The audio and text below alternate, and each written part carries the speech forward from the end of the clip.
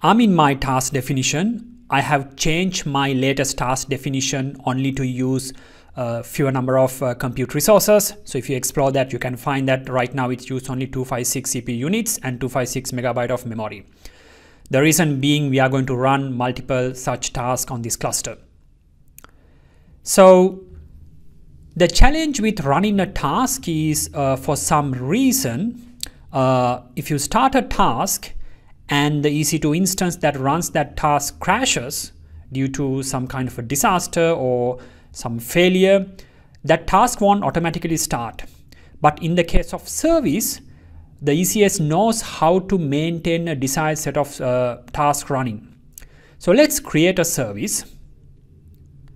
You can select the latest version with fewer number of resources. So in this case, I'm going to select version 16. In your case, it may be a different version number, and give it a name. So in this case, I'm going to say something like my batch service. Number of tasks I want to run. So I want to run 4 tasks, and the service is going to make sure that it's always going to maintain this number of tasks. The minimum health percentage tells when you are doing a deployment how many tasks should run always. So it's more important when you are doing kind of a rolling deployment. Similar to the minimum percent, the maximum percent also related to deployments. So that tells how many extra tasks that it can start so that the service will be in a steady state when you are doing a new deployment. The placement algorithm, you can select something like bin pack. Anyway, in this cluster, I'm running only one EC2 instance behind the scene. So select bin pack and click next. This is a batch application I'm running, so there's no need of doing load balancing like a website. So just keep none for the moment. Go to the next step. I'm not going to auto scale. It will be another lesson. So we just select the next step. So we select everything that we need to configure a service and then create the service. So what will happen is you can find in the service definition that the desired count is 4, but the pending count is 4. There's no, and the running count is 0. Service understood that the running count is not equal to the desired count, so it automatically started 4 tasks. So if you give it enough time, it will start 4 tasks. You can find that it started 4 tasks. If your EC2 instance doesn't have any content images, then it has to go there and then download. So it may take a bit longer than my EC2 instance in this case. So right now it's in healthy state, the desired count equal to the running count. To simulate some kind of failure, let's say EC2 instance crash or some kind of a virus attack, maybe you manually go there and then stop these containers. So let me simulate some failures of this task. So what I'm going to do now is to go to a few task definition, the running task, and then going to stop them. So this is, I'm just doing a simulation of a failure of a task. And the second one is, so I'm going to stop. From the time that I stop it, you can find that there's only 2 running tasks. And the ECS understood that there's a deviation from the desired state.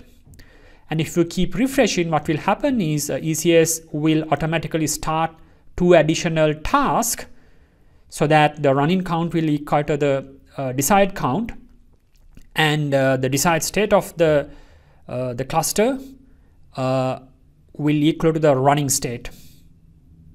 So right now the running state is in good condition. The running count equals to the desired state. So that's the beauty of ECS. So you can maintain, let's say, some desired number of containers to load balance your website. If you go into this task definition, let's say you stop this EC2 instance, what will happen is, okay, the cluster, the EC2 instance that provides the resources to the cluster is going to terminate, and all these tasks will fail. And when the cluster recovers, maybe it starts a new EC2 instance as part of auto scaling, it will automatically place these tasks in the new EC2 instance. You can go to the events and then observe different events happen in this service. So for example, when we first created the task definition. It started 4 tasks. Then we know that something bad happened, and what happened was ECS realized there's a deviation from desired state and then started 2 additional tasks. So you can find it over here. So by looking at these events, you can trace back and then see is there any deviation. If there's a service disruption, you can trace it very easily. Deployment is where you identify if there's any new deployments happening in this service. For example, as of now, I have this primary deployment with the desired count of 4 and the running count of 4. When you do some automatic deployment, you will find some additional deployments appearing there. Of course, I don't want to run this service forever. To clean up this lab environment, there are multiple ways that you can stop the service. So right now I have this service running. If you keep running it, it's going to use your T2 instance credit balances. So one way to stop this service is to go there and then delete it. The other way is to update it, and instead of running 4 tasks, you can run 0 task. So I set the number of tasks to 0 and then click next, next, next, and update the service so that service will realize that here you are running more than what is required, and it will stop some of the running tasks. So right now the number of tasks is running is 0. So that's one way to stop a service. You set the the desired number of tasks to 0. You can of course completely remove a service by selecting it and then deleting it. In this way, I'm making sure that I will not run out of T2 instance credit balances in my cluster, because this service after deleting is not going to use any of the resources. In production environment, what you usually do is you update the service so that the number of tasks that the service starts is 0. So that in that way, if you have some dependency like in a continuous delivery system, you don't crash that system.